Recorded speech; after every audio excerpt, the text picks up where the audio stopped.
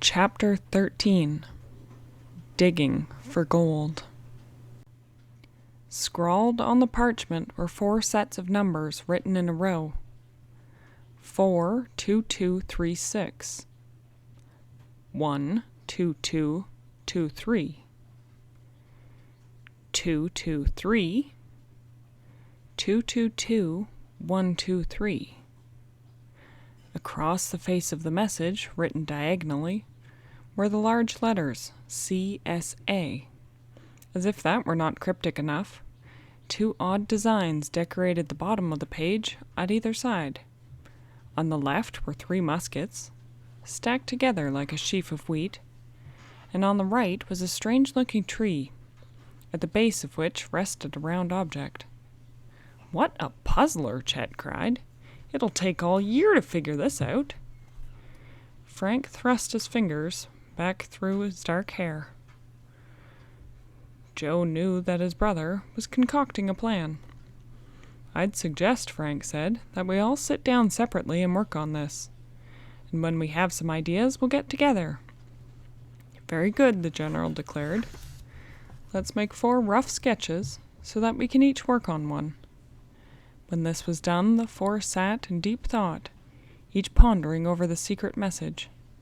The room was so quiet that the ticking of the clock sounded like a very noisy metronome. Suddenly, Chet chuckled and burst out, "I've got it!" "Well, let's hear it," Joe urged, grinning. "Probably another one of your brainstorms." "It's this way," Chet began, winking at the officer. "The CSA stands for Can't Stand the Army. The gun stacked up means they're going to stop fighting and sit down under a tree and eat breakfast. That big round thing's an egg." The generals and the Hardys burst into laughter. "I knew plenty of privates who couldn't stand the army," General Smith said with a smile. But then Joe asked, "Well, what about the numbers?" With a wave of his hand, Chet replied, "That's just to confuse us." When they'd composed themselves, Frank said, "Chet, I can't agree with all your deductions, but the one about the tree, maybe you've got something there." "Right," Joe added. "The tree's probably a landmark for something." Some time later, a sudden smile crossed Frank's face. He reached for a pencil, began to write down figures on a piece of scratch paper. He'd barely finished working out a series of letters and numbers when he shouted, "This is it!" With the others crowding around, Frank showed what he'd done with the coded message. "I took CSA to mean Confederate States America," he announced. "I figured that far too," General Smith remarked. "Where does that get you?" Chet replied skeptically. Frank followed his procedure with the point of his pencil. He pointed to the 4 sets of numbers. The first figure, 4, stands for the 4 letters in the Confederate States of America. Frank explained, "That's F. The 22nd letter is I, and the 3rd letter is N, and the 6th is D. That spells find," Joe said eagerly. "And then the rest is easy," Frank continued. Frank reeled off the other numbers in the sequence, some 1 digit at a time, others in pairs, spelling out the letters as he went. And with the eyes of his onlookers widening with amazement, the boy read out, "Find the coin in iron." "That's a grand piece of code breaking," General Smith complimented. "Army intelligence could use you." "But we have to fathom these other symbols, too," Frank reminded the others. "What do you make of the muskets, the tree, and that round thing?" "My guess would be," his brother replied, "that those symbols tell us where the iron is." "Near some old Civil War muskets?" Chet suggested. "Or under a tree?" General Smith said. And then he added with a puzzled expression, "That is one queer-looking tree. I don't believe I ever saw one like it." "I still think that round thing's an egg," Chet persisted. "Looks to me," Joe observed, "as if we're still behind the 8 ball so far as finding the treasure is concerned. Find coin in iron can mean a dozen different things." "That's right," Frank agreed. "It might mean the money is buried in an iron box, or hidden in an iron mine, or in an old forge. It might be in an old blacksmith shop, Joe suggested. They had one on the plantation, didn't they, General Smith? Yes, the officer replied. Every big plantation has a blacksmith shop.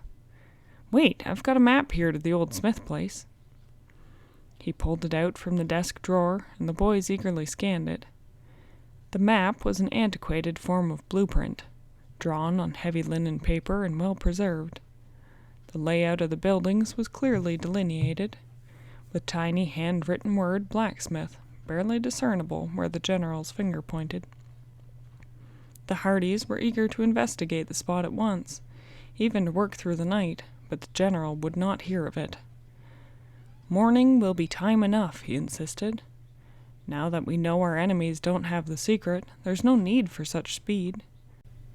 Furthermore, maybe the police will have rounded up the men by then, and we won't have to worry about their spying on us. The Hardys agreed with their host that the investigation could wait until the following day, but they expressed doubt that the gang would be caught very easily. Claude, hearing the story, declared that he would stay up all night and guard the house against a visit by the thieves. It was finally decided that the boys would stay on watch until 1 o'clock, and then the orderly would take over. That evening at dinner, the Hardys ran Chet a close race on second and third helpings of Claude's superb cured ham and pecan pie. All was peaceful during the night, and early the next morning the boys and the general were ready to start for the old plantation.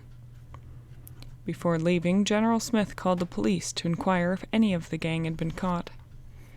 He was told that the thickly wooded area was being combed, and all the highways were being watched, but so far the culprits were still at large. The abandoned black sedan had been traced by its license, and identified as the property of a man who lived in a town near Bayport. "A beautiful day," the general observed as they drove along, "but we'll have to be on watch at every moment." "Not like the day when Beauregard Smith hid the fortune," Joe said, "with distant thunder of artillery and the smell of powder in the air." Frank stepped on the brake and turned the car off the highway and into the rutted lane that led to the plantation. Presently he pulled up in front of the weed-grown foundation of the old mansion itself. They strode through the high grass toward the spot the blueprint had indicated as the plantation smithy. "This is the place," the general confirmed. He paced off the distance from the site to the barn. "Nothing here but a lot of rocks," Chet complained. "How are we going to find anything in this mess?" "Put your camera down," Frank suggested. "It'll swing against one of these stones and get smashed." "That means you want me to work," Chet said ruefully, as he took the hint and removed the camera strap from around his neck. Frank winked at his brother. "Full of deductions, isn't he?" "I gather from the old blueprints that the walls of the shop were about 10 feet high," General Smith declared. "When the place was attacked, I suppose the wall fell under bombardment, so whatever was inside should be at the bottom of this rubble." "Let's get at this pile," Joe said, pointing to a heap of crumbling masonry. In order to avoid a surprise visit by their enemies, General Smith suggested they take turns standing guard. He took the first shift. The three boys pulled and hauled, removing stone after stone as they delved deeper into the ruins of the old shop. The general walked around and around the spot, keeping an eye out for Bush, Randolph, Smiley, or Junior. "Wow, this is hard work," Chet exclaimed, as perspiration ran down his forehead and off the end of his stubby nose. "It's going to take us years to find anything here," he moaned, straining at another stone. Nevertheless, he stuck to the job, and the four worked with a silent intensity as the sun rose higher and higher. Finally, the officer called a halt, and the group sat down to eat the lunch that Claude had packed for them. After a rest period, during which Joe remained on guard, work started again. "Here's a handle," Frank said an hour later, grasping the wooden pole that extended out of the ruins. "That may be part of the forge," Joe called excitedly. Further digging disclosed the rest of the furnace. Somewhat later, Joe came upon the anvil. It was so heavy that it took the concentrated efforts of all four to lift it. "Do you suppose the gold's in this?" Chet asked eagerly. "No," Frank replied. "This is a solid piece of iron." As he spoke, Joe shouted, "Here's an old rifle!" "Well, now we're getting somewhere," Frank cried excitedly, recalling the stacked weapons on the coded message. Feverishly, the boys dug near the spot where the rusty old firearm had been exhumed. At 4 o'clock, Chet was ready to give up, when suddenly his hand struck something hard and smooth. He dug at it like a bulldog after a buried bone. "I found a box!" he shouted. End of chapter 13.